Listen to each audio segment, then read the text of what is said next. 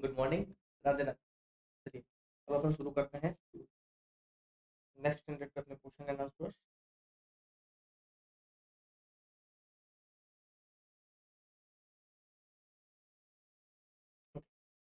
Next standard शुरू करते हैं ऐसे 505।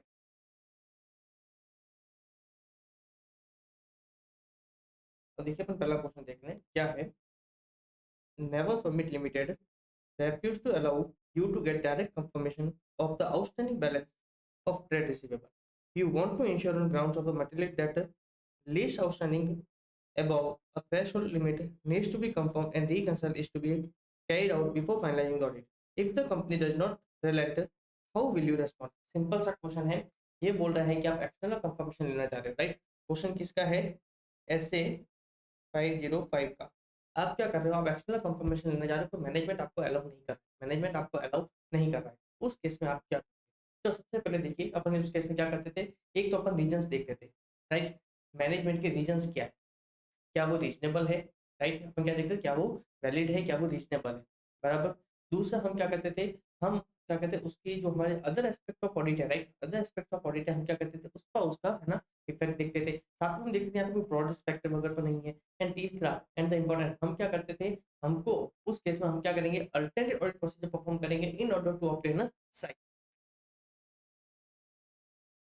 अब ध्यान रखना, आप चाहो तो एक और ना इसमें साथ में दे सकते हो क्या, communication to TCW G, right. अगर आपके ऊपर कोई लिमिटेशन है जिसके कारण अगर उसका इफेक्ट आपके ओपिनियन पे जाता है, तो आप क्या कर सकते हैं, उसको टीसीडब्ल्यू को आपको कम्युनिकेट करना चाहिए। तो आप साथ में वो भी पॉइंट डालोगे, बराबर।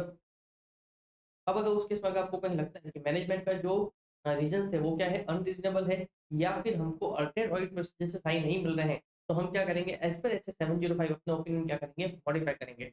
देखिए ये क्या करोगे, सबसे पहले आप मैनेजमेंट के रीजंस देखोगे। इस केस में आप क्या करोगे, जो other aspects of audit, right, जो अदर एस्पेक्ट्स ऑफ ऑडिट जैसे कि risk of material misstatement including risk of fraud या फिर nature timing action of other procedure भी क्या करोगे, उसका इम्प्लीकेशंस देखोगे। और साथ में आप क्या करोगे, अल्टरनेट ऑडिट प्रोसीजर परफॉर्म करोगे in order to obtain a relevant and reliable audit evidence. फिर ये क्या बोलता है, अगर ऑडिटर को लगता है कि मैनेजमेंट का जो रिफ्यूजल है वो क्या है, अनरीजनेबल है, या फिर ऑडिटर को दूसरे है ना ऑडिट प्रोसीजर से सफिशिएंट एप्रोप्रिएट ऑडिट एविडेंस नहीं मिल रहे, तो उस केस में ऑडिटर क्या करेगा, as per S 705, as per S 705 auditor क्या करेगा, अपने ओपिनियन को मॉडिफाई करेगा। और ध्यान रखना, आप साथ में रेफरेंस एस 260 का भी आप दे सकते हो, राइट।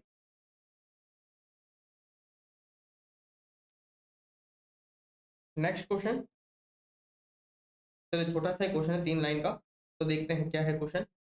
देखिए क्या है, एक को एबीसी करके है जिसको ऑडिटर अपॉइंट किया गया किसका, शार्प कंपनी का।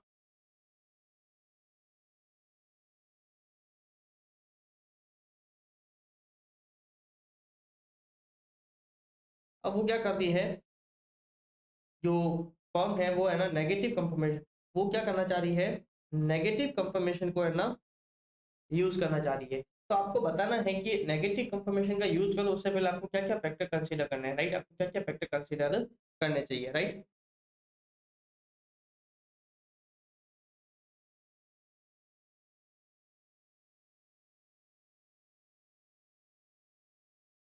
तो देखिए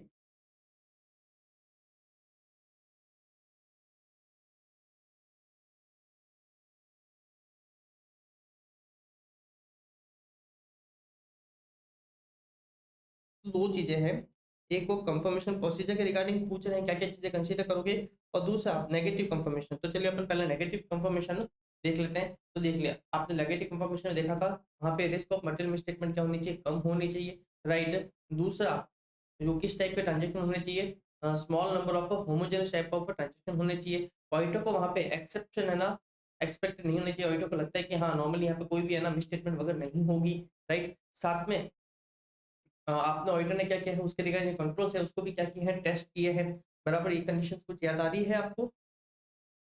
हम्म, बस वही वाला आंसर है, राइट। साथ में ऑडिटर को ऐसा नहीं लगना चाहिए नेगेटिव कंफर्मेशन केस में कि जो कंफर्मिंग पार्टी है वो क्या करेगी, मेरी है ना रिक्वेस्ट को है ना इग्नोर कर देगी या फिर डिसरिगार्ड करेगी। अगर उसको ऐसा लगता है तो ऑडिटर उस केस में नेगेटिव कंफर्मेशन का यूज नहीं कर सकता। सारी ही कंडीशन क्या होनी चाहिए, फुलफिल होनी चाहिए, राइट। और फिर क्या था, आप कंफर्मेशन डिजाइन करते हुए क्या क्या फैक्टर कंसीडर करोगे। तो पहला तो नेचर ऑफ एडजस्टेंस क्या है, रिस्क ऑफ मटेरियल मिसस्टेटमेंट क्या है, बराबर, ability of confirming party, management का कितना है ना वो ये ऑथराइज कर, मतलब मैनेजमेंट कितना इंकरेज करती है पार्टी को रेस्पॉन्ड करने के लिए, प्रेजेंटेशन लेआउट ऑफ और है ना रिक्वेस्ट, राइट, ये सारा आपको याद है। ओके, ये उसी की बात कर रहा है। देखिए सबसे पहले नेगेटिव कंफर्मेशन की बात करते हैं।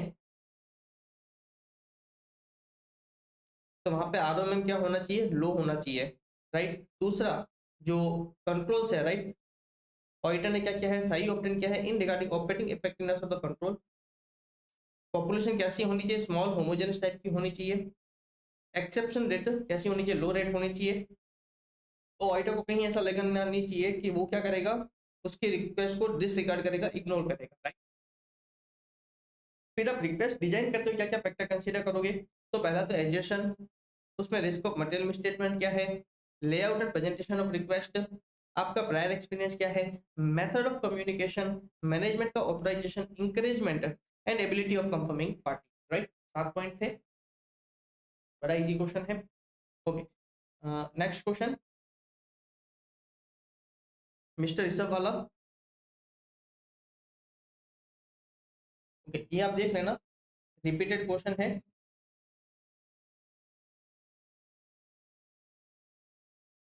ये अपन सिमिलर क्वेश्चन ऐसे 500 में देखा था, राइट।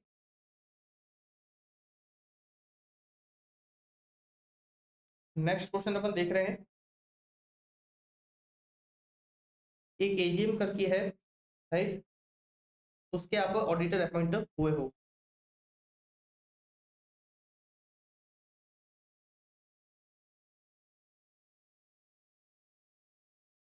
ओके, ये भी रिपीटेड क्वेश्चन है, आप देखना, अभी अपन 2 मिनट पहले ही इस क्वेश्चन को देखा है, राइट। आपको वापस से क्वेश्चन देखने की जरूरत नहीं है। नेक्स्ट क्वेश्चन, देखिए क्वेश्चन बहुत बड़ा है, तो अपन इसको है ना पहले लास्ट की 2 लाइन एक बार पढ़ते हैं, देखते हैं कोई फायदा मिलता है या नहीं मिलता है। देखिए, she wanted to send external confirmation request to such creditor. However, management informed her that sending such request may be used by creditor as a proof of existence of liability. She is contemplating inclusion of above matter under key audit matter in audit report analyze the situation there. देखिए क्या है, इन 3 line से पढ़ के एक तो समझ में आ गया कि क्वेश्चन मुझे एक्सटर्नल कंफर्मेशन से रिलेटेड लग रहा है। क्वेश्चन किससे रिलेटेड है, एक्सटर्नल कंफर्मेशन से। यहाँ पे पर्टिकुलर मैनेजमेंट कौन सा पॉइंट आ रहा है, मैनेजमेंट उसको अलाउ नहीं कर रही है, मैनेजमेंट रेफ्यूज कर रही है कम्युनिकेट करना, राइट। स्पेसिफिक वहाँ का केस याद है, और उसको ऑडिटर क्या कर रहा है, उसको एज ए की ऑडिट मैटर ट्रीट करना चाह रहा है। ऑडिटर क्या करना चाह रहा है, उसको एज ए की ऑडिट मैटर ट्रीट करना चाह रहा है, और साथ में कंफर्मेशन किसके रिगार्डिंग ऑडिटर लेना चाह रहा है, क्रेडिटर के रिगार्डिंग। क्रेडिटर के रिगार्डिंग ऑडिटर क्या कर रहा है, कुछ कंफर्मेशन लेना चाह रहा है। चलिए एक बार पूरा क्वेश्चन देखते हैं क्या है, क्योंकि ऑडिटर उसको की ऑडिट मैटर देखना चाह रहा है, तो आपको देखना पड़ेगा क्वेश्चन है क्या, क्या वो की ऑडिट मैटर में रिपोर्टिंग हो सकती है, नहीं हो सकती है। अब देखिए क्वेश्चन क्या है, एक सीजीएक्स लिमिटेड है, उसकी ऑडिटर कौन है, CS60। जब उसको ऑडिट करी थी तब उसको पता चला कि कंपनी ने कुछ लाइबिलिटी क्या करी है, यूनिलेटरली क्या करी है, राइट ऑफ कर दी है, राइट। यूनिलेटरली मतलब बिना क्रेडिटर से किसी तरीके का कम्युनिकेशन किए हुए, राइट। क्रेडिटर से किसी तरीके से कम्युनिकेट नहीं किया, सेल्फ खुद ने ही क्या किया, कुछ लाइबिलिटी को क्या किया, ना हटा दिया, राइट ऑफ कर दिया, बराबर। जब ऑडिटर ने उसको पूछा, क्योंकि देखिए एएफआरएफ आपको क्या बोलता है, आप कोई भी लाइबिलिटी अगर आप उसको राइट ऑफ करनी है तो पहले आपको क्रेडिटर से कम्युनिकेट करना पड़ेगा, राइट। एक एग्रीमेंट करना पड़ेगा कि हाँ भाई ये लाइबिलिटी है ना वेव ऑफ हो रही है, या फिर हो सकता है आप कोई दूसरा इकोनॉमिक सोर्स कर रहे हो, या फिर कोई नया एग्रीमेंट एंटर कर रहे हो, या फिर जो लाइबिलिटी किसी थर्ड पार्टी पे कोई ट्रांसफर वगैरह कर रहे हो, राइट। मान लीजिए मेरा कोई डेटर था, तो मैंने अपने क्रेडिटर क्या किया, उन दोनों के साथ है ना सेटलमेंट कर दिया, राइट। तो ये वाला बोलता है ऐसा कुछ ट्रांजेक्शन होना चाहिए, ऐसा कुछ ट्रांजेक्शन होता है तभी आप क्या कर सकते हो, लाइबिलिटी को है ना राइट ऑफ कर सकते हो। पर अभी यहाँ पे मैनेजमेंट ने क्या किया है, लाइबिलिटी को खुद ने ही राइट ऑफ कर दिया, ओके।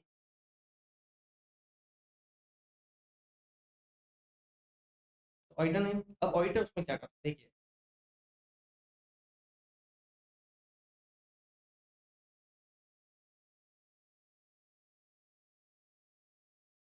तो कितने टोटल कितने है ना, करोड़ की करी है, 5.5 करोड़ की उन्होंने क्या किया है, राइट ऑफ करी है, 5.5 करोड़ की। मतलब अल्टीमेटली कंपनी को 5.5 करोड़ का फायदा हो जाएगा। अब जब ऑडिटर ने इस चीज का मैनेजमेंट को पूछा तो मैनेजमेंट क्या बोलता है, मैनेजमेंट बोलता है कि अब ये जो ड्यूज है अब ये पेबल नहीं है, और इसलिए हमने क्या किया है, अगर ये हम लगते तो हमारे फाइनेंशियल स्टेटमेंट में लायबिलिटी ओवरस्टेटेड हो जाती, इसलिए हमने इस लायबिलिटी को क्या किया, हटा दिया। बराबर। और ये नॉर्मल ट्रेड प्रैक्टिस के अकॉर्डिंग हमने क्या किया है, इस ट्रेड को, इस लायबिलिटी को हटाया है। अब इसमें मैनेजमेंट आप क्या बोल रही थी, अगर आप क्या कर रहे हो, अगर आप वापस क्रेडिटर को कम्युनिकेट करोगे तो उससे क्या होगा, क्रेडिटर इसका फायदा उठा सकता है, वापस बोल सकता है लायबिलिटी एग्जिस्ट करती है, इसलिए मैनेजमेंट बोल रहा है कि आप क्या करिए, क्रेडिटर से कम्युनिकेट मत करिए।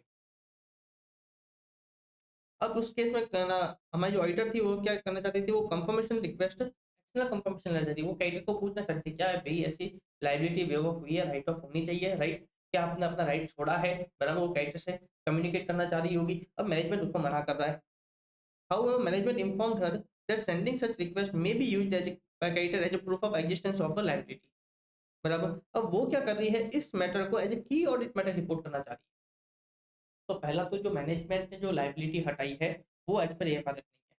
और मैंने आपको एक चीज बताई थी, अगर कोई अमाउंट अगर एएफआरएफ के अकॉर्डिंग आना चाहिए पर आप नहीं कर रहे हो तो उसको अपन क्या बोलते हैं, मिस स्टेटमेंट बोलते हैं। उसको अपन क्या बोलते हैं, उसको अपन क्या बोलते हैं, मिस स्टेटमेंट। मतलब पर्टिकुलर इस केस में क्या हो रहा है, मिस स्टेटमेंट हो रहा है। पहली बात, ये चीज तो आपको समझ में है, तो सबसे पहले आपको एएफआरएफ का है ना रेफरेंस देना पड़ेगा कि किस केस में लायबिलिटी को हटाया जा सकता है, और यहाँ पे जो मैंने लायबिलिटी हटाई है वो एज पर एएफआरएफ तो नहीं है। बराबर, पहली चीज। दूसरा, मैनेजमेंट जो रेफ्यूज कर रही है उसको आपको क्या करना है, एज पर ऐसे 505 डील करना है कि आप सबसे पहले मैनेजमेंट के रीजंस देखोगे, राइट, मैनेजमेंट के रीजंस देखोगे, साथ में उसके अदर एस्पेक्ट्स ऑफ ऑडिट पर इफेक्ट देखोगे। बराबर। एंड आप क्या करोगे, साथ में अल्टरनेट ऑडिट प्रोसीजर परफॉर्म करोगे in order to obtain relevant and reliable audit evidence. बराबर।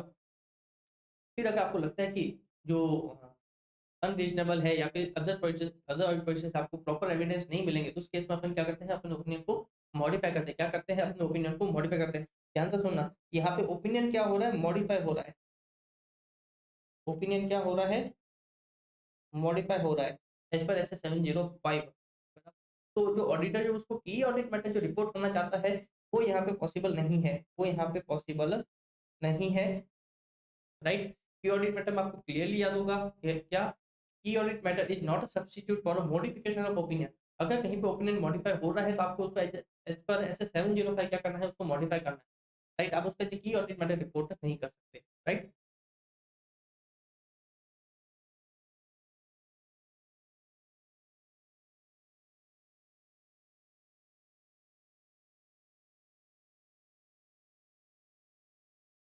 तो ये देखिए, ये सबसे पहले यहाँ तक जो था, ये कंपनी ने इंस्टीट्यूट ने एएफआरएफ का रेफरेंस दिया, बताया कि लाइबिलिटी का जो ट्रीटमेंट किया है वो एज पर एएफआरएफ नहीं है। फिर क्या क्या है, इंस्टीट्यूट ने ऐसे ऐसे ना 505 का रेफरेंस दिया। फिर ना इंस्टीट्यूट ने बताया ऐसे 705 का। राइट।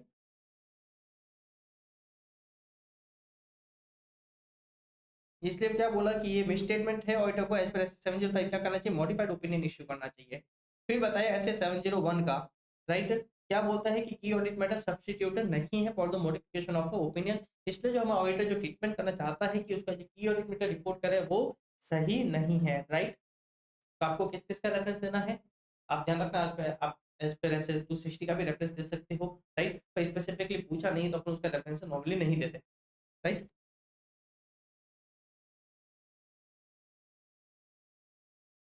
अपन नेक्स्ट क्वेश्चन देखते हैं।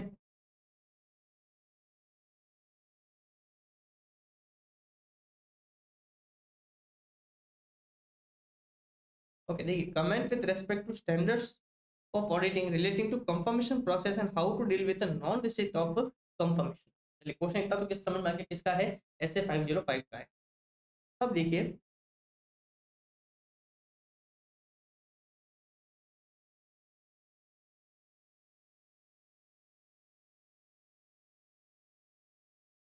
एक स्टार लिमिटेड है, उसका एक ऑडिटर है, मान लीजिए एक्स ऑडिटर है, वो क्या कर रहा है, उसकी ऑडिट कर रहा है। राइट। उसने क्या किया,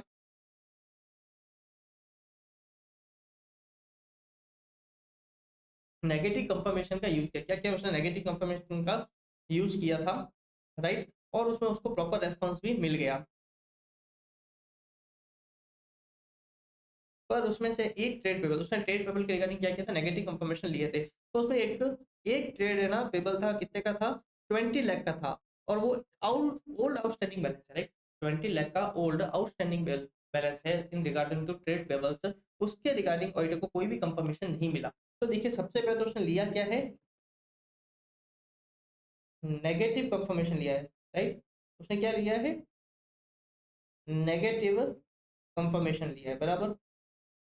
तो नेगेटिव कंफर्मेशन का एक इनहेरेंट पॉइंट होता है क्या, कि जो कंफर्मिंग पार्टी हो तभी रेस्पॉन्ड करती है जब वो क्या कर रही है, दी हुई इंफॉर्मेशन से डिसएग्री करती है, तभी वो क्या करती है उस केस में रेस्पॉन्ड करती है, पहला, राइट। तभी वो क्या करते हैं उस केस में रेस्पॉन्ड करते हैं। तो नेगेटिव कंफर्मेशन प्रोसेस में अगर कोई रेस्पॉन्स नहीं आया है तो उसका मतलब ये नहीं है कि वहां पे कोई मिस्टेक है, पहली चीज, राइट। दूसरा ये क्या था, ये ओल्ड आउटस्टैंडिंग बैलेंस कितना था, ओल्ड आउटस्टैंडिंग बैलेंस था, वो भी कितना था, 20 लाख रुपए का ओल्ड आउटस्टैंडिंग बैलेंस था। मतलब ये आइटम क्या लग रहा है, मटेरियल लग रहा है। तो इस केस में ऑडिटर को क्या करना चाहिए, कुछ अदर ऑडिट प्रोसीजर्स भी परफॉर्म करने चाहिए, राइट। जैसे कि जो भी है ना उनके साथ जो कॉरेस्पॉन्डेंस वगैरह हुए हैं, राइट, क्रेडिटर के साथ में आपका purchase invoice, subsequent cash disbursement वगैरह भी आप देख सकते हो, राइट। तो पहले तो बताया नेगेटिव कंफर्मेशन होता क्या है, पहला तो नेगेटिव कंफर्मेशन बताया है। फिर ये बताता है जो नेगेटिव कंफर्मेशन है वो लेस पॉजिटिव ऑडिट एविडेंस देता है।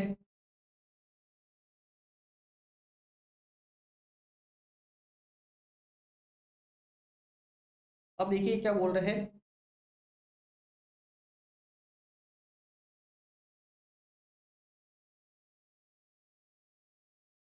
ये बोले जो नॉन रेस्पॉन्स है in relation to negative confirmation request does not mean that there is some misstatement, as negative confirmation request itself is to respond to the auditor only if the confirming party disagree with the information provided in the request. तो ये अपने आप में कोई misstatement नहीं होती है। पर ध्यान रखना, इन केस अगर अपन को मटेरियल लग रहा है, right, now in the present case considering the materiality of the account balance, auditor may examine subsequent cash disbursement correspondence from the third party and other records such as good received notes, etc, right।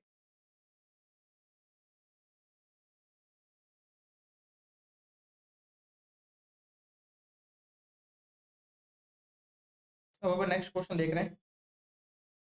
इसकी last की 2-3 line पढ़ते हैं, question बड़ा लग रहा है, देखते हैं कुछ फायदा होता है।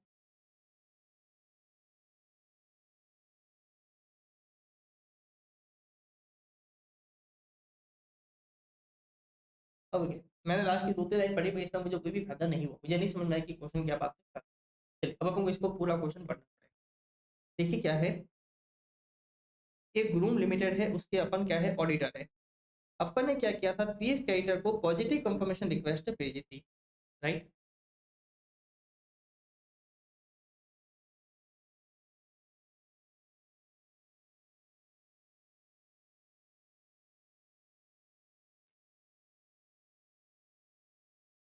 आपने सभी क्रेडिटर को क्या किया, पॉजिटिव कंफर्मेशन रिक्वेस्ट भेजी।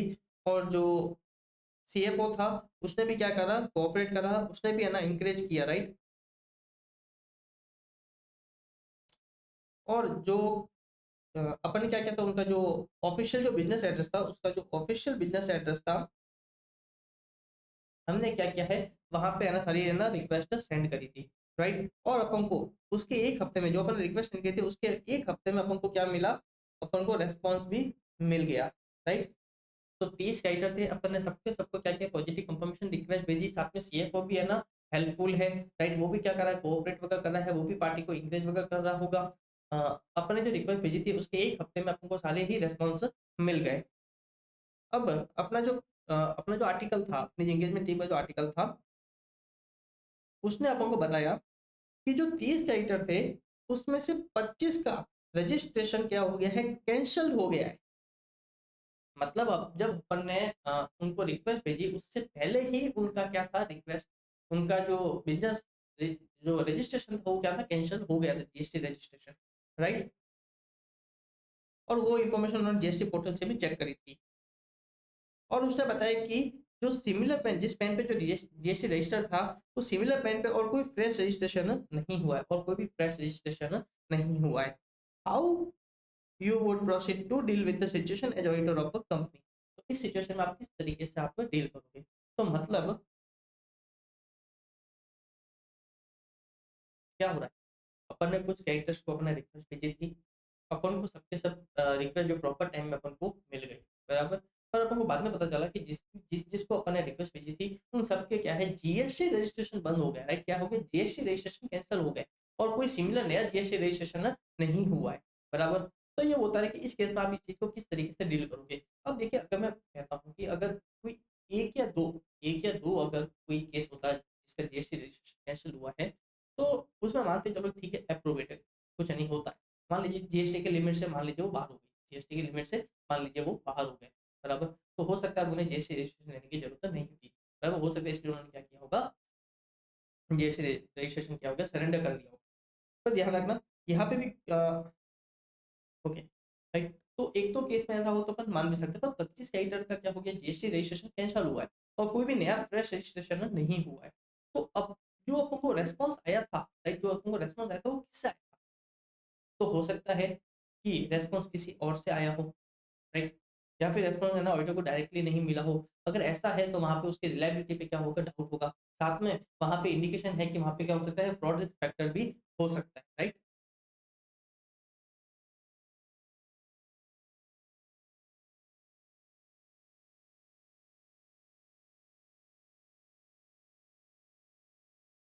तो ये क्या बोल रहा है, अगर जो आपने कंफर्मेशन भेजी है उसका जो रेस्पॉन्स है वो क्या है, रिलायबल नहीं है। अगर आपको लगता है वो रिलायबल नहीं है तो आप क्या करोगे, आप अदर एस्पेक्ट्स ऑफ ऑडिट पे उसका इफेक्ट देखोगे, such as risk of material misstatement, risk of fraud, nature, timing, extent of other audit procedures.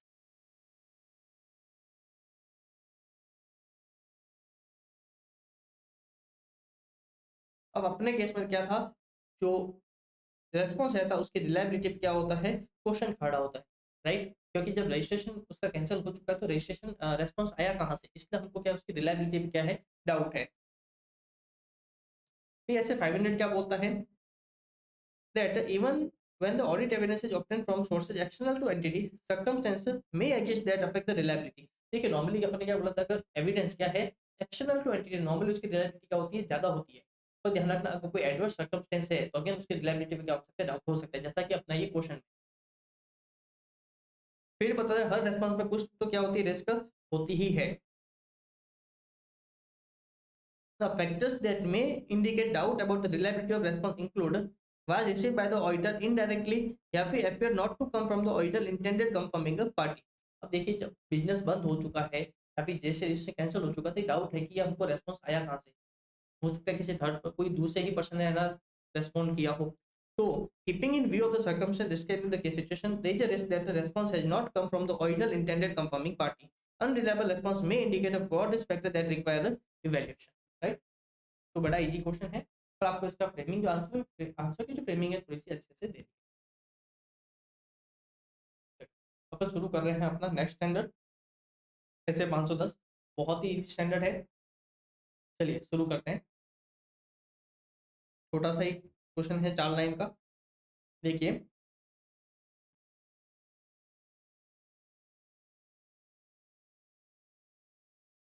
बहुत डायरेक्ट क्वेश्चन है। केस कैसा है, इनिशियल ऑडिट का है, राइट। एंगेजमेंट कैसी है, इनिशियल ऑडिट है। तो उसमें क्या बोल रहा है कि ऑडिटर को ओपनिंग बैलेंस के रिगार्डिंग क्या करना है, सफिशिएंट एप्रोप्रिएट ऑडिट एविडेंस देना है, right. Now lay down the audit procedure you will follow when financial statement are audited for the first time। Okay, तो दो तीन चीजें देखिए। एक तो क्या है, इनिशियल ऑडिट है, मतलब उस कंपनी की ऑडिट।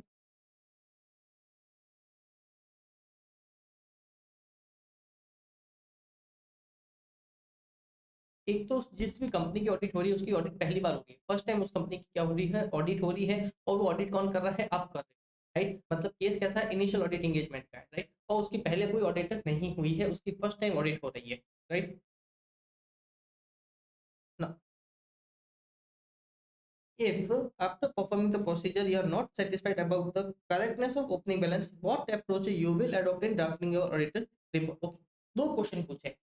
पहला तो ओपनिंग बैलेंस के रिगार्डिंग आप क्या प्रोसीजर परफॉर्म, पहला तो ओपनिंग बैलेंस के रिगार्डिंग आप क्या प्रोसीजर परफॉर्म करोगे इन ऑर्डर टू आइडेंटिफाई कि ओपनिंग बैलेंस में कोई मटेरियल मिसस्टेटमेंट नहीं है जो मेरे करंट पीरियड के फाइनेंशियल स्टेटमेंट को अफेक्ट, राइट। आप उसके लिए क्या ऑडिट प्रोसीजर परफॉर्म करोगे, पहला क्वेश्चन। दूसरा, अगर आपको सेटिस्फाई नहीं होते, मतलब अगर आपको सफिशिएंट एप्रोप्रिएट ऑडिट एविडेंस नहीं मिलते हैं, तो उस केस में आप अपनी ऑडिट रिपोर्ट में उसको किस तरीके से रिपोर्ट करोगे। दो क्वेश्चन है, राइट।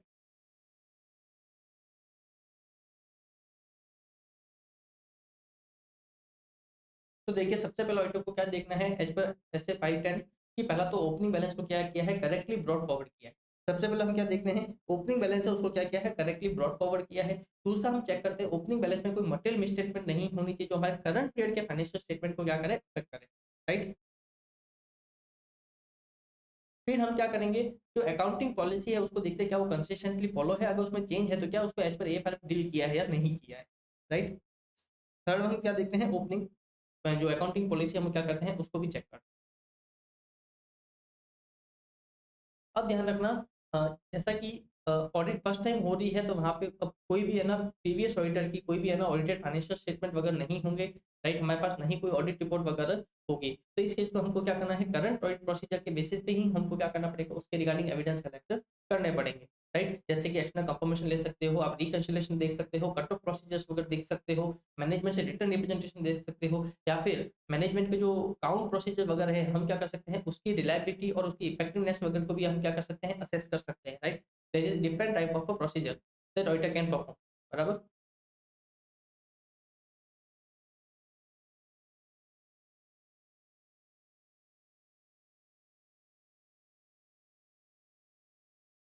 देखिए, आपको इतनी लाइन लिखनी है, when the audit of financial statement is being conducted for the first time auditor has to perform auditing procedure to obtain sufficient appropriate audit evidence, right. अब इस केस में ऑडिटर क्या प्रोसीजर परफॉर्म कर सकता है, auditor में obtain confirmation, एक तो ऑडिटर कंफर्मेशन ले सकता है and perform suitable procedure in respect of fixed assets, investment, etc.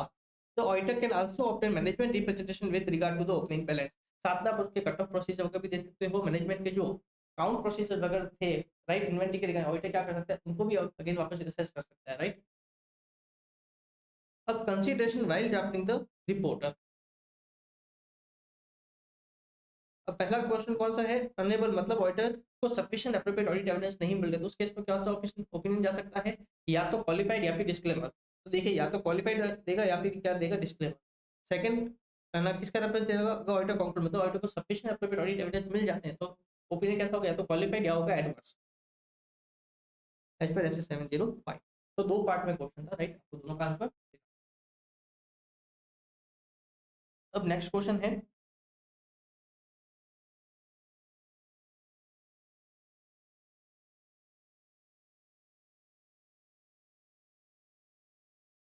अब देखिए,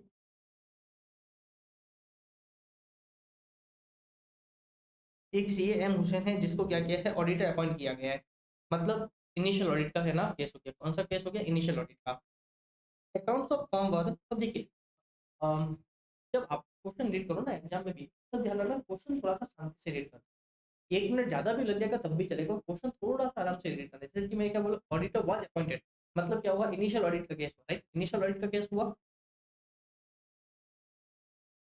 of a firm for year 22-23 on 31 जुलाई 22, बराबर।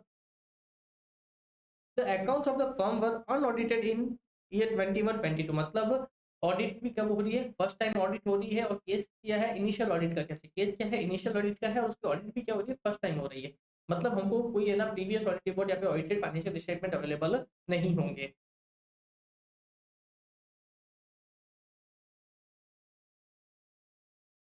अब कंपनी के पास क्या है, मटेरियल है ना इन्वेंट्री है as a opening balance, right. अब जो ऑडिटर है, he is performing audit procedure including attending physical inventory counter as on 31st March 2023। However, there is a lingering doubt in his mind regarding opening inventory reflected in the financial statement.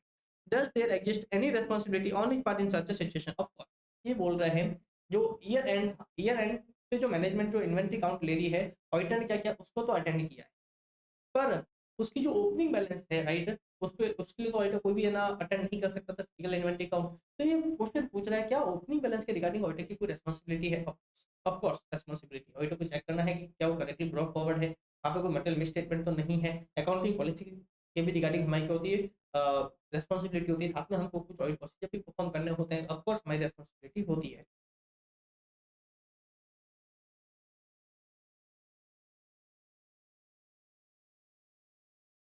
तो देखिए ये भी repeated जैसा है, एक बार आप इसका answer पढ़ोगे तो ऊपर वाले जैसा ही आपको लगेगा।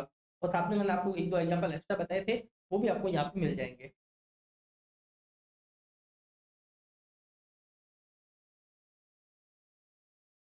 तो ध्यान रखना, आपको बताना पड़ेगा एज पर ऐसे 510 ये ऑडिटर की रेस्पॉन्सिबिलिटी है कि जो इन्वेंट्री है ऑडिटर उसकी क्या करे, ओपनिंग बैलेंस को क्या करे, चेक करे कि वहां पे है ना कोई भी मटेरियल मिस्टेटमेंट नहीं है, उसको करेक्टली ब्रॉट फॉरवर्ड किया है। साथ में अकाउंटिंग पॉलिसी को भी चेक करे क्या वो कंसिस्टेंटली अप्लाई करी है या नहीं करी है, राइट। नेक्स्ट क्वेश्चन अपन देख रहे हैं। ठीक है, इसका नेक्स्ट लाइन लास्ट लाइन पढ़ते हैं। CA Jack therefore excluded from the audit program the audit of accounts receivable on the understanding that it pertains to preceding year which was already audited by predecessor auditor comment। एक बार पूरा question पढ़ते हैं, कुछ खास समझ में नहीं आया है।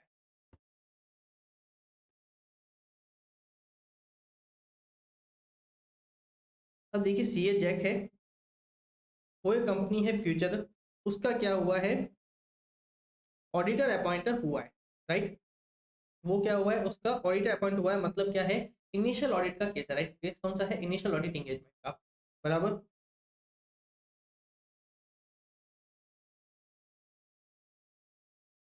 उसने क्या क्या पूरी ऑडिट करी, और जब वो बैलेंस शीट के आइटम की ऑडिट कर रहा था तब उसने क्या किया, एक आउटस्टैंडिंग अकाउंट रिसीवेबल था, एक आउटस्टैंडिंग अकाउंट रिसीवेबल था 1 करोड़ रुपए का, कितना, 1 करोड़ रुपए का, continued as it from the last year, right. मतलब पिछले साल भी 1 करोड़ था, इस साल के ईयर एंड में भी क्या है, 1 करोड़ है, राइट। तो जो हमारे जो सीए जैक है उसने क्या बोला, यार पिछले साल भी 1 करोड़ था, इस साल भी 1 करोड़ था, कोई चेंजेस नहीं हुआ है, राइट। और ये पिछले साल से चलता हुआ आ रहा है, तो इसलिए उसने क्या किया, वहां पे ऑडिट प्रोसीजर परफॉर्म नहीं, इसलिए उसने क्या किया, वहां पे ऑडिट प्रोसीजर परफॉर्म नहीं किया। उसने क्या बोला, यार पिछले साल भी 1 करोड़ था और ये तो इस साल भी 1 करोड़, मतलब पिछले साल से चलता हुआ एज इट इज पिछले सालों से चला आ रहा है, मतलब ये करंट पीरियड का ट्रांजेक्शन नहीं है, तो इसके रिगार्डिंग हमारी कोई रेस्पॉन्सिबिलिटी नहीं है। इसलिए उसने क्या किया, वहां पे ऑडिट प्रोसीजर परफॉर्म नहीं किया, इसलिए उसने क्या किया, वहां पे ऑडिट प्रोसीजर परफॉर्म नहीं किया। मतलब इसने ऑडिट सही से पढ़ के है ना एग्जाम नहीं दिया था, ना ही आर्टिकलशिप सही से करी और ना ही ऑडिट सही से पढ़ के है ना एग्जाम दिया, पास हो गया सीए जैक तो ऐसे ही बाय लक, बराबर। तो उसने क्या किया, वहां पे कोई भी ऑडिट प्रोसीजर वहां पे परफॉर्म नहीं किया। और उसने क्या किया, मैनेजमेंट से है ना रिटर्न रिप्रेजेंटेशन लिया कि उसके रिगार्डिंग कोई रिसिप्ट या फिर फर्दर क्रेडिट वगैरह नहीं हुआ है, बराबर।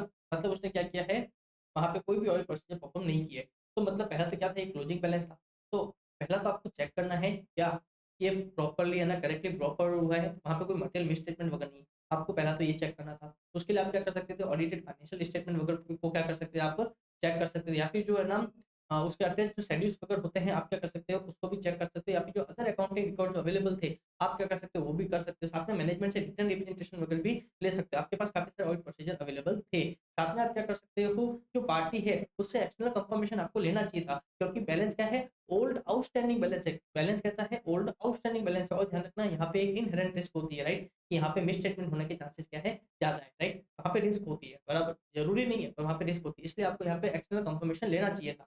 यहाँ पे हमारा ऑडिटर ने तो कुछ भी नहीं किया, सिर्फ रिटर्न रिप्रेजेंटेशन ले लिया, जबकि ऐसे 510 क्लियरली बोलता है कि आपको क्या करना है, सफिशिएंट एप्रोप्रिएट ऑडिट एविडेंस लेना है। और ऐसे 580 क्लियरली बोलता है कि ध्यान रखना मैनेजमेंट का जो रिटर्न रिप्रेजेंटेशन है वो अपने आप में सफिशिएंट एप्रोप्रिएट ऑडिट एविडेंस से नहीं होता है। मतलब यहाँ पे ऑडिटर जो है वो क्या है, ग्रॉसली नेग्लिजेंट है। क्या है, ग्रॉसली नेग्लिजेंट है।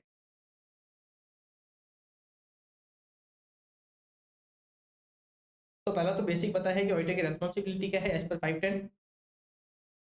फिर ये बताया कि अगर पिछले साल ऑडिट हुई थी तो आप क्या कर सकते हो, जो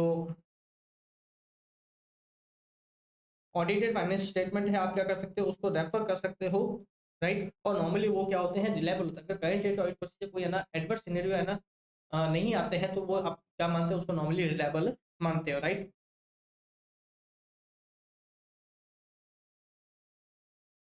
अब यहाँ पे हमारे ना सीए साहब ने क्या किया है,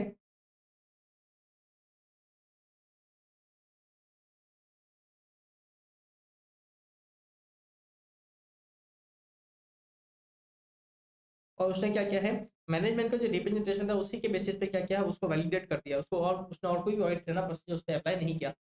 और एक खास करके जो एक्सटर्नल कंपोनेंट्स में लेना चाहिए था, क्योंकि ओल्ड आउटस्टैंडिंग बैलेंस है, उसने वो भी नहीं लिया, राइट।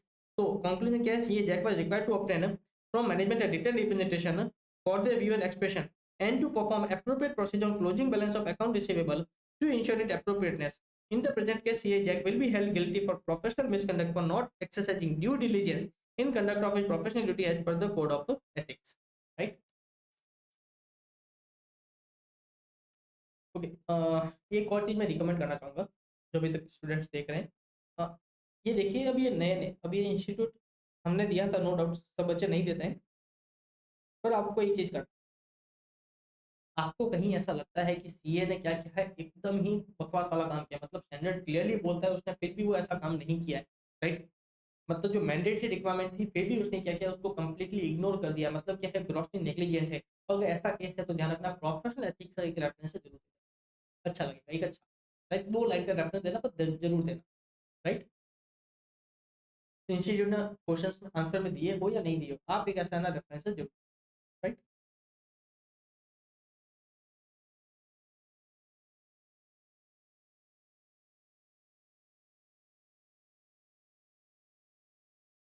अपन नेक्स्ट क्वेश्चन देख रहे हैं।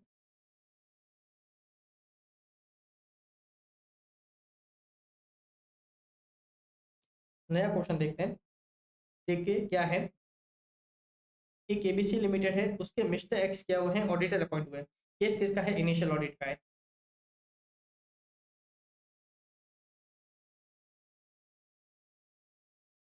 ओके, रिपीटेड क्वेश्चन है, एक बार आप देख लेना, ये रिपीटेड क्वेश्चन है।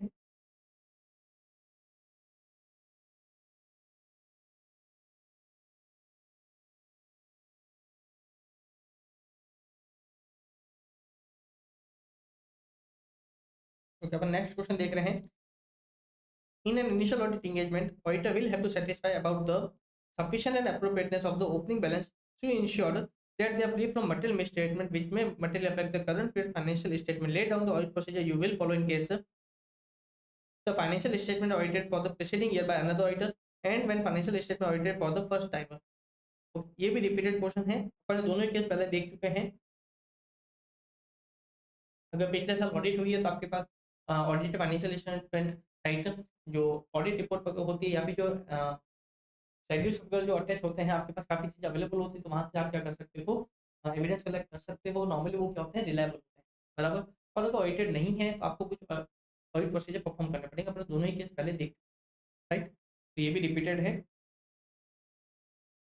इसके साथ ना पूरा होता है ऐसे 510। अपन नेक्स्ट लेते हैं ऐसे 520 एनालिटिकल प्रोसेस।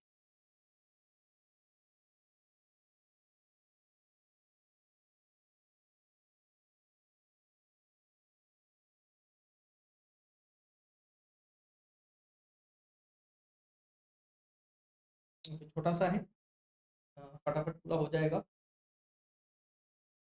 देखिए अपन 520 देख रहे हैं। सबसे पहला क्वेश्चन है,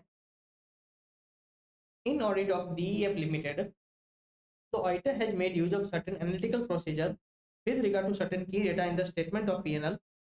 The result obtained showed inconsistency with other relevant information. State the course of action that the auditor should take to ensure that the risk of material misstatement would be contained to a low level fixed as a materiality level, right? मतलब आपने क्या किया है, कोई analytical procedure perform किए थे, right, आपने क्या किया था, एनालिटिकल प्रोसीजर परफॉर्म किए थे, उसके जो रिजल्ट्स थे, और आपके पास जो दूसरे ऑडिट एविडेंस है, या फिर आपकी जो ऑडिट की जो अंडरस्टैंडिंग है एंटिटी की, दोनों में क्या है, इनकंसिस्टेंसी है। एनालिटिकल प्रोसीजर के रिजल्ट्स थे और आपके पास जो दूसरे ऑडिट एविडेंस है या फिर जो दूसरी इंफॉर्मेशन अवेलेबल है, दोनों में क्या है, इनकंसिस्टेंसी है। क्या है, इनकंसिस्टेंसी है। तो उस केस में आप क्या करोगे, राइट, उस केस में आप क्या करोगे। तो देखिए बड़ा ही डायरेक्ट क्वेश्चन है। अब एक तो अपन क्या करते थे, मैनेजमेंट से इंक्वायरी वगैरह करते थे, उसके जो रेस्पॉन्स है, राइट, हम क्या करते थे, उसको भी इवैल्यूएट करते थे, उसके रिगार्डिंग हम क्या करते थे, ऑडिट एविडेंस लेते थे, राइट। और साथ में हम देखते थे कि हमको अदर ऑडिट प्रोसीजर परफॉर्म करने की भी जरूरत है उस केस में। देखिए क्लास में अपना सीधा सा आएगा, इनकंसिस्टेंसी है तो हम क्या करते थे, उसको फर्दर इन्वेस्टिगेट करते थे। उसके 2 पॉइंट थे, क्या, एक तो मैनेजमेंट की इंक्वायरी करेंगे, और मैनेजमेंट के जो रेस्पॉन्स है उसके रिगार्डिंग हम क्या करेंगे, एप्रोप्रिएट ऑडिट एविडेंस ऑब्टेन करेंगे। एक तो हमारे पास कुछ ऑडिट एविडेंस ऑलरेडी होते हैं, तो हम क्या करते हैं, उससे उसको कोरिलेट करते हैं। साथ में हमारी जो अंडरस्टैंडिंग है एंटिटी की और मैनेजमेंट का रेस्पॉन्स है, हम क्या करते हैं, दोनों को है ना कोरिलेट करते हैं। और हम देखते हैं performing other audit procedure as necessary in the circumstances. अगर मैनेजमेंट कोई है ना एप्रोप्रिएट है ना रेस्पॉन्स नहीं देता है, या फिर मैनेजमेंट के रेस्पॉन्स के रिगार्डिंग हमारे पास एप्रोप्रिएट है ना ऑडिट एविडेंस नहीं होते हैं, तो उस केस में हम क्या करते हैं और अदर ऑडिट प्रोसीजर परफॉर्म करते हैं, राइट। नेक्स्ट क्वेश्चन क्या है, you have been appointed as an auditor of a Messrs Excellent Hotel Limited as a senior partner, you want to use analytical procedure in respect of a payroll expense discuss. Okay, of course काफी बार अपन payroll expense के case में अपने class में भी इसका example लिया था। पेरोल एक्सपेंस के केस में अपन काफी बार क्या करते हैं, एनालिटिकल प्रोसीजर का यूज करते हैं, राइट। हमारे पास जो नंबर ऑफ एम्प्लॉई है, हमारे पास जो नंबर ऑफ एम्प्लॉई है, उसके बेसिस पे हम क्या करते हैं, चेक करते हैं कि पेरोल एक्सपेंस कितना होना चाहिए, राइट। पेरोल एक्सपेंस कितना होना चाहिए। अब देखना जितना जो नंबर ऑफ एम्प्लॉई है उसका वो जितने कंसिस्टेंट है, उसके रिकॉर्ड जितने बेटर होंगे, राइट, उससे क्या होंगे, हम उतना बेटर क्या कर पाएंगे, पेरोल एक्सपेंस को है ना एस्टिमेट कर पाएंगे, राइट, बराबर। उसके रिजल्ट क्या होंगे, ज्यादा एक्यूरेट होंगे, उसके रिजल्ट क्या होंगे, ज्यादा एक्यूरेट होंगे। इसको क्या बोलते हैं, प्रिडिक्टिव मॉडल। इसको क्या बोलते हैं, प्रिडिक्टिव मॉडल। देखिए ये प्रेडिक्टिव मॉडल का क्या था, केस था, in case of payroll cost when an entity has a known number of employ at a fixed rate. मतलब क्या है, जो नंबर ऑफ एम्प्लॉय है नॉर्मली क्या है, वो कंसिस्टेंट है, राइट। क्या है, कंसिस्टेंट है। वो जितने ज्यादा देखिए ये बेसिक कंडीशन होती है एनालिटिकल प्रोसीजर्स के, राइट। आप जिसको जितना ज्यादा प्रेडिक्ट कर पाओगे, राइट, एनालिटिकल प्रोसीजर क्या होते हैं, उतने ज्यादा इफेक्टिव होते हैं। तो ये वही केस है, क्या बोल रहा है, अगर नोन नंबर ऑफ एम्प्लॉय है at a fix rate, right, मतलब उनको प्रेडिक्ट करना क्या होगा, और ज्यादा एक्यूरेट होगा, राइट, उसको प्रेडिक्ट करना क्या है, और बेटर होगा। Throughout the year, it may be possible, sorry, it may be possible for the auditor to use this data to estimate the total payroll cost for the period with a high degree of accuracy, thereby providing audit evidence for a significant item in the financial statement and reducing the need to perform test of detail on the payroll, right। तो बड़ा easy question थे इसके। अपन next देख रहे हैं ऐसे 530 audit sampling. Okay, चल इसकी भी लास्ट की दो लाइन देखते हैं।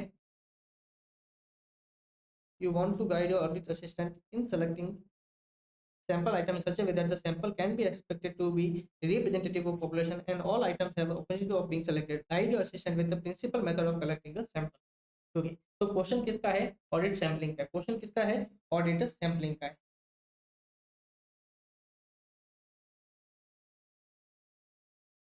क्वेश्चन किसका है, ऑडिट सैम्पलिंग का है। एक क्वेश्चन तो आपको पता चल गया कि आपको principal method of collecting sample बताना है। देखिए अब इंस्टीट्यूट और कोई क्वेश्चन पूछ रही है क्या, चलिए देखिए।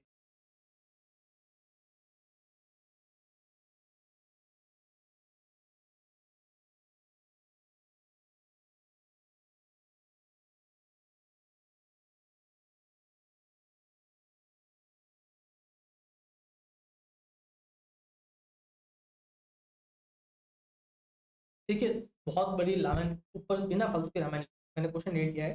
क्वेश्चन क्या है, आप एक होटल बेस्ड कोई कंपनी होगी, आप क्या कर रहे हो, उसकी ऑडिट कर रहे हो, राइट, और वहां पे आप क्या कर रहे हो, जो रेवेन्यू है उसके लिए आप क्या कर रहे हो, एनालिटिकल प्रोसीजर आपको परफॉर्म कर रहे हो, राइट। सिर्फ इतनी सी रामायण लिखी है।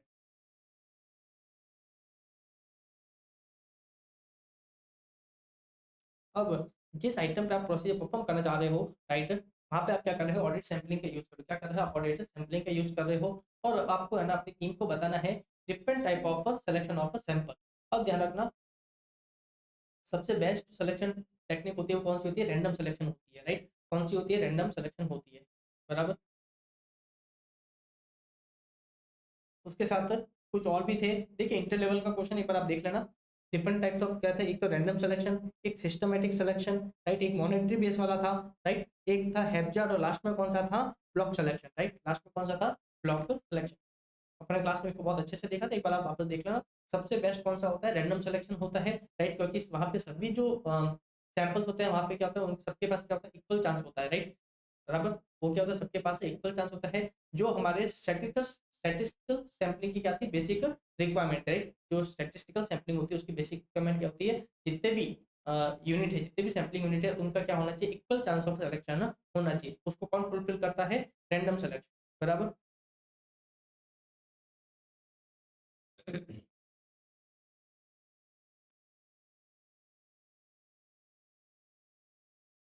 देखिए काफी बार ऑडिटर हैप्जार्ड फॉलो करने की कोशिश करता है तो हेपचार्ट एप्रोप्रिएट नहीं होता है। ऑडिटर ऐसा सोचता है कि मैं कोई भी स्ट्रक्चर टेक्निक का फॉलो नहीं करूँ, राइट? उसका वो सोचना ही अपने आप में क्या होता है, एक बायसनेस होती है, इसलिए हेपचार्ट को है ना एप्रोप्रिएट नहीं माना जाता, राइट? ऑडिटर सोचता है कि यार मैं 48 वाला सेलेक्ट करूँ, राइट? या फिर मैं सबसे लास्ट वाला सेलेक्ट नहीं करूँ, या फिर सबसे फर्स्ट वाला सेलेक्ट नहीं करूँ, राइट? ये ऑडिटर के दिमाग में रहता है। तो राइट, वो अपने आप में क्या है, एक बायसनेस है, राइट? इसलिए ऑडिटर को हेपचार्ट सिलेक्शन फॉलो नहीं करना चाहिए। एक क्या है, ब्लॉक सिलेक्शन, राइट? मतलब ये क्या है कि मान लीजिए 500 यूनिट्स है, अब मैं क्या कर रहा हूँ बीच में, मान लीजिए 40 टू 90, मैं क्या कर रहा हूँ, पूरा क्लस्टर उठा रहा हूँ, राइट? पूरा एक क्लस्टर उठा रहा हूँ, बराबर? तो ध्यान रखना, इसको क्या बोलते हैं, ब्लॉक सिलेक्शन। और ये भी क्या है, एप्रोप्रिएटेड नहीं होता है, ये भी एप्रोप्रिएटेड नहीं होता है। Monitored unit sampling, it's a value weighted selection in which sample size selection evaluation result in conclusion in a monetary amounts, right? ठीक है, कुछ खास नहीं है, एक बार आप देख लेना।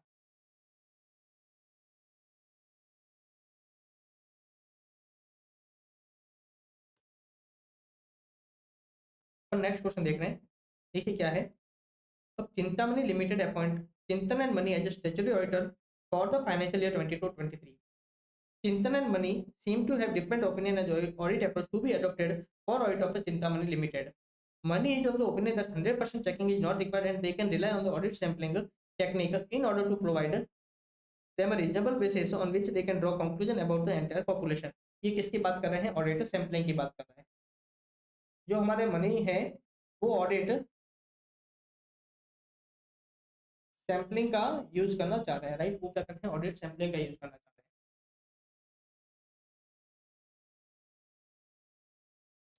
Chintan is concerned whether the use of audit sampling has provided reasonable basis for the conclusion about the population that has been tested.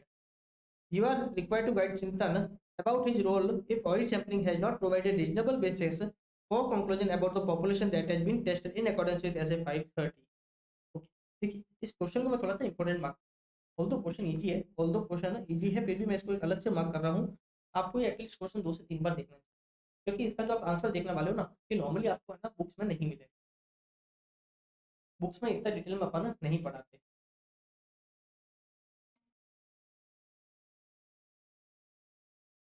काफी बार इंस्टीट्यूट ऐसे क्वेश्चन पूछ लेती है, काफी बार इंस्टीट्यूट क्या करती है, ऐसे क्वेश्चन पूछ लेती है। देखिए इसमें क्या है, ऑडिटर का काम क्या होता है, ऑडिट सैंपलिंग के बाद ऑडिटर क्या करता है, उसके एक रिजल्ट्स को क्या करता है, एवेल्युएट करता है। साथ में ऑडिटर देखता है क्या उस रिजल्ट के बेसिस पे क्या मैं पूरे पॉपुलेशन के रिगार्डिंग कंक्लूजन फ्रेम कर सकता हूँ, राइट? ऑडिटर बेसिकली क्या करता है, जो ऑडिट सैंपलिंग का जो रिजल्ट आया है वो उसको इवैल्यूएट करता है और देखता है कि उस रिजल्ट के बेसिस पे क्या अपन पूरी पॉपुलेशन के रिगार्डिंग कंक्लूजन फ्रेम कर सकते हैं या नहीं कर सकते। अब क्वेश्चन है, राइट? क्वेश्चन क्या है, क्वेश्चन क्या था, देखिए, you are required to guide me Chintan about his role if audit sampling has not provided a reasonable basis for conclusion. अगर आपको लगता है कि अगर आप उस रिजल्ट के बेसिस पे अगर आप रिजनेबल कंक्लूजन नहीं फ्रेम कर रहे हो, कर पा रहे हो in regarding to relevant population, उस केस में आप क्या करोगे? तो उस केस में हम क्या करते हैं, एक तो मैनेजमेंट की इंक्वायरी करते हैं, आपको जो रेस्पॉन्स आया है हम क्या करते हैं उसके रिगार्डिंग भी क्या करेंगे, अगेन रेलेवेंट एविडेंस से ऑपरेट, बराबर? साथ में हम क्या करेंगे, जो हमारे नेचर टाइमिंग एक्शन का अदर प्रोसीजर हम क्या करेंगे, उसके उस पे है ना उसका इफेक्ट करेंगे, चेक करेंगे, और साथ में हम क्या करेंगे उसको भी है ना वापस चेंज करेंगे, राइट? हम क्या करेंगे, उनको वापस चेंज करेंगे।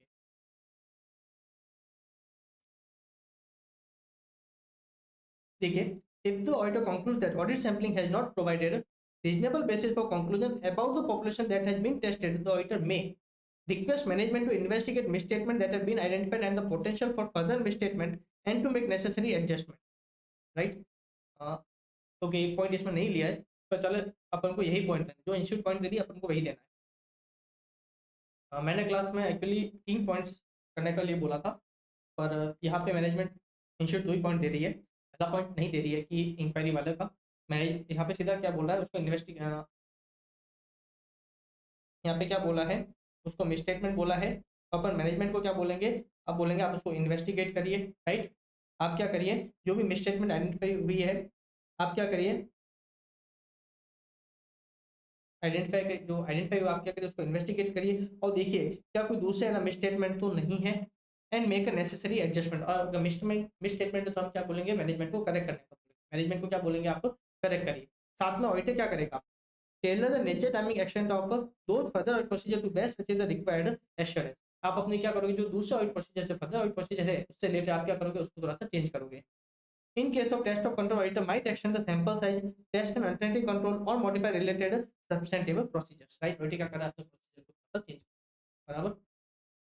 इसलिए क्या बोला, आप इस क्वेश्चन को अलग से थोड़ा सा मार्क कर, क्योंकि इतना डिटेल में अपने क्लास में नहीं पढ़ा था, क्योंकि मैं क्लास में इसको बहुत फटाफट मुश्किल से 15 सेकंड में पूरा कर दिया होगा।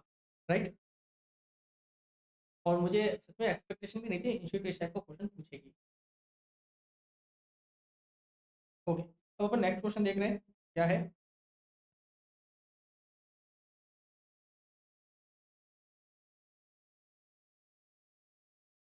ओके, चलिए, जो एक्सप्लेनेटरी मटेरियल था, ऐसे 505 का जो एक्सप्लेनेटरी मटेरियल है वहाँ पे ये दो ही पॉइंट दे रखे हैं, वहाँ पे ये दो ही पॉइंट दे रखे हैं। आपको इन दो पॉइंट पे ही आंसर लिखना है, राइट, आपको इन दो पॉइंट पे ही आंसर लिखना है, क्योंकि जो हमारा एक्सप्लेनेटरी मटेरियल है स्टैंडर्ड्स पे, उस पे ये दो पॉइंट ही दे रखे हैं। राइट, तो अपन नेक्स्ट क्वेश्चन देख रहे हैं।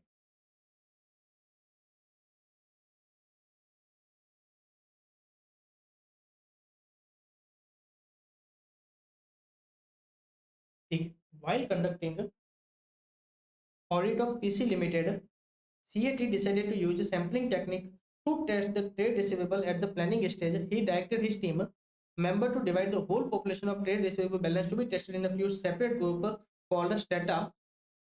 He directed to treat each stratum as if it was a separate population and divided the trade receivable balance of PC Limited for the financial year 22-23 into group on the basis of personal judgment as follows. इसने क्या किया, population को है ना एक छोटे छोटे group में डिवाइड किया, उनको अपन क्या बोलते हैं, स्ट्रेटा। राइट, फिर हर एक स्ट्रेटम से क्या करते हैं, हम है ना सैंपल सेलेक्ट करते हैं, और फिर हम सैंपल को क्या करते हैं, उसके पर्टिकुलर जो छोटा वाला ग्रुप है स्ट्रेटा जिसको हम बोलते हैं, हम सैंपल के बेसिस पे क्या करते हैं, उसके रिगार्डिंग क्या करते हैं, कंक्लूजन फ्रेम करते हैं। बराबर, हम ध्यान रखना, फिर लास्ट में हम क्या करेंगे, जितने भी स्टेटा है हम सब उन सबको क्या करेंगे, कंबाइन करेंगे, और जो भी मिसस्टेटमेंट वगैरह आइडेंटिफाई हुई थी हम क्या करेंगे, उन सबको क्या करेंगे, है ना एग्रीगेट करेंगे, और उसके बेसिस पे अपन क्या करेंगे, टोटल पॉपुलेशन के रिगार्डिंग हमारा कंक्लूजन को फ्रेम करते हैं। अब देखिए, जब पॉपुलेशन है वो क्या होती है, वाइड वैरायटी की होती है। राइट, मतलब वहाँ पे बहुत छोटा बैलेंस भी है 1 लाख भी, तो वहाँ पे बहुत बड़ा बैलेंस है 10 करोड़ भी। तो उस केस में क्या होता है, ये जो हमारे ये आपने मेथड फॉलो किया है, ये ज्यादा है ना एडिक्वेट मेथड। बराबर, मतलब आप क्या करिए, जो हाई वैल्यू आइटम है वहाँ पे आप क्या करिए, ज्यादा और क्वेश्चन परफॉर्म करिए, वहाँ पे ज्यादा सैंपल सेलेक्ट करिए। बराबर, जो लो वैल्यू वाला आइटम है आप क्या कर सकते हो, वहाँ पे कम सैंपल सेलेक्ट कर सकते हो। राइट, बात समझ में आ रही है। तो जब वाइड वैरायटी ऑफ पॉपुलेशन है तो उसको क्या करना चाहिए, उसको सब डिवाइड करना ही बेटर होता है। उससे क्या होता है, ओके सॉरी, पहले अपन क्वेश्चन पूरा कर लेते हैं। ओके, अब देखिए, पॉपुलेशन कैसी है, बैलेंस था। इसने क्या किया, जो 10 लाख से छोटे थे, 10 लाख या उससे छोटे थे, उसको एक अलग ग्रुप बनाया। 10 लाख से 20 लाख का एक ग्रुप, 20 से 30 का एक ग्रुप, 30 से 40 का एक ग्रुप, 40 से 50 का एक ग्रुप, और 50 से ऊपर वालों का एक ग्रुप। Very good. फिर सीएटी ने क्या बोला, अपन ने जितने भी ग्रुप बनाए हैं, आप क्या करिए, हर ग्रुप में से देखिए, from the above mention group CAT directed to pick up different percentage of item for examination from each of the group. One of the team member mister Neel want to use some other technique of sampling for the above purpose as the concept of certification is not clear to him. You are required to explain the concept of stratification and this suggests to Mr. Neil. Right? अब आपको क्या करना है, अब आपका जो engagement team का एक जो मेंबर होगा, उसको स्ट्रेटिफिकेशन का कंसेप्ट नहीं पता, तो वो बोलते हैं सर स्ट्रेटिफिकेशन नहीं करते, कुछ और करते हैं। तो अब आपको बताना है, अब आपको अपनी टीम के जो मेंबर है उसको स्ट्रेटिफिकेशन समझाना है, स्ट्रेटिफिकेशन क्या होता है। राइट, नाउ स्ट्रेटिफिकेशन, अब आंसर क्या है, stratification is the process of dividing a population into subpopulation, each of which is a group of sampling unit which has similar characteristics. Often monetary value, normally monetary value में क्या करते हैं, हम stratification करते हैं, जैसा कि यहाँ पे हमारे सीए साहब ने किया था। अब इससे क्या होगा, जब आप ऐसी पॉपुलेशन पे क्या कर रहे हो, सैम्पलिंग परफॉर्म कर रहे हो जिसकी सिमिलर कैरेक्टरिस्टिक्स है, तो वहां पे क्या होगी, आपकी एफिशिएंसी क्या होगी, बेटर होगी। राइट, सबसे पहले आपकी क्या होगी, एफिशिएंसी इंप्रूव होगी, मतलब आप क्या कर पाओगे, आपको जल्दी जल्दी अपने ऑडिट प्रोसीजर परफॉर्म कर पाओगे, उस केस में आपको और better reliable audit evidence obtain होंगे। राइट, उससे क्या होगी, पॉपुलेशन में वेरिएबिलिटी कम होगी। राइट, इससे क्या होगी, आपकी सैंपल साइज कम होगी। राइट, सैंपल साइज तो कम होगी तो उसकी सैंपल रिस्क पे कोई ना इफेक्ट नहीं होगा, और जैसे सैंपल साइज कम होगी उससे क्या होगी, आपकी ऑडिट एफिशिएंसी क्या होगी, बेटर होगी। राइट,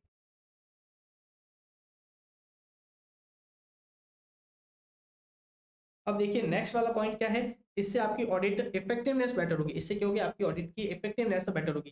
देखिए क्या है, when performing test of detail The population often stratified by monetary value. This allows greater audit effort to be directed to larger value item. These items may contain the greatest potential misstatement. मतलब हमारे case में जो 50 लाख से ज्यादा के जो हम जो बैलेंस है हम क्या करेंगे वहां पे ज्यादा सैंपल सिलेक्शन करेंगे, वहां पे ज्यादा प्रोसीजर परफॉर्म करेंगे. Similar population may be stratified according to particular characteristics that indicate a higher risk of material, higher risk of misstatement, right. तो इस चीज से क्या होगी, हमारी ऑडिट इफेक्टिवनेस जो होती है वो बेटर होगी, राइट.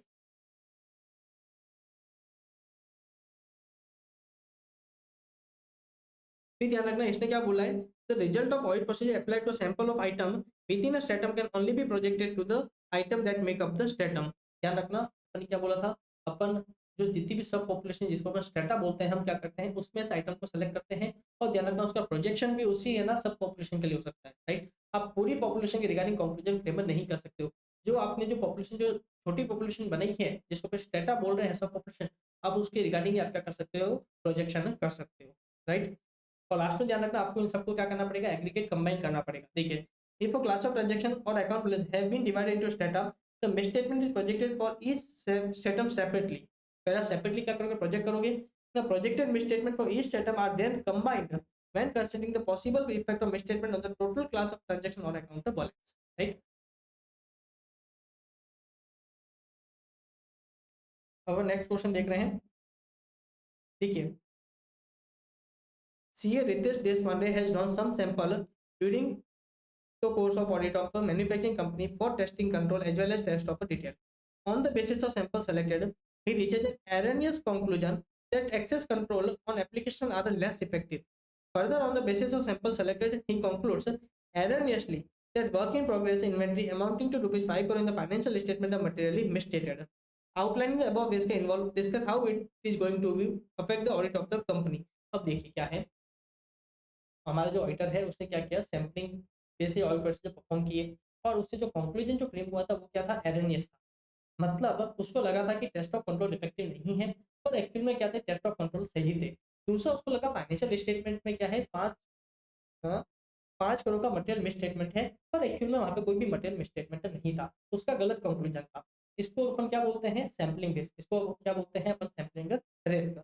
एरनियस कंक्लूजन फ्रेम करना उसको क्या बोलते हैं, सैम्पलिंग रिस्क. इस केस में ध्यान रखना, मैनेजमेंट आपको बोलेगा अगर मटेरियल मिस स्टेटमेंट है तो ऑडिटर बोलेगा मैं ओपिनियन मॉडिफाई करूँ. तो मैनेजमेंट ऑडिटर को बोलेगा क्या कि देखिए यहाँ पे कोई भी मटेरियल मिस स्टेटमेंट नहीं है, एक बार क्या करिए आप वापस से चेक करिए.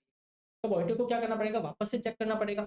ऑडिटर उसको वापस से चेक करेगा और इसमें क्या होगा, ज्यादा टाइम लगेगा. क्या लगेगा, ज्यादा टाइम लगेगा. इससे क्या होगी, आपकी एफिशिएंसी पे आप क्या होगा, इफेक्ट आएगा. देखिए क्वेश्चन था ना, अब how it is going to affect the his audit of the company. तो देखिए पहले तो इसको सैम्पलिंग रिस्क बोलते हैं. दूसरा एरनेस कंक्लूजन क्या था कि मिस स्टेटमेंट नहीं थी फिर भी ऑडिटर को लगा मिस स्टेटमेंट है, तो उस केस में आपकी क्या होगी, ऑडिट एफिशिएंसी पे है ना उसका इफेक्ट आएगा. आपको ज्यादा टाइम लगेगा ऑडिट को पूरा करने में. तो देखिए जो रिस्क है वो क्या है, सैम्पलिंग रिस्क है. क्या है, सैम्पलिंग रिस्क है. इससे क्या होगी, आपकी जो ऑडिट एफिशिएंसी है उस पे क्या होगा, इस पे इसका है ना इफेक्ट आएगा, राइट. चलिए नेक्स्ट स्टैंडर्ड अपन नेक्स्ट सेशन में शुरू करेंगे, राइट. Thank you.